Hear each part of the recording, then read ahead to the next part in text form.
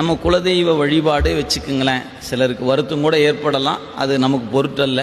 ஒரு பலியிடுகிற தெய்வம் தான் நமக்கு குலதெய்வமா இருந்திருக்கும். நாம போய் அதெல்லாம் எங்க காலங்காலமா செஞ்சுட்டு இருக்கிறாங்க, பலியிட்டு தான் ஆகணும் அப்படிம்பாங்க. நாம இந்த சிவ நெறிக்கு வந்தோடனே நமக்கு பலியிடுவதற்கு மனம் ஒப்பாது.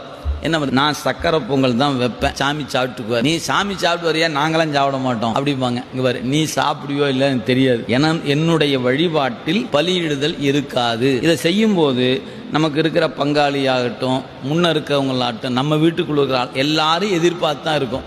ஆனால் எதிர்த்து தான் ஆகணும், செஞ்சு தான் ஆகணும். ஏன், என்னால் செய்ய இயலாது.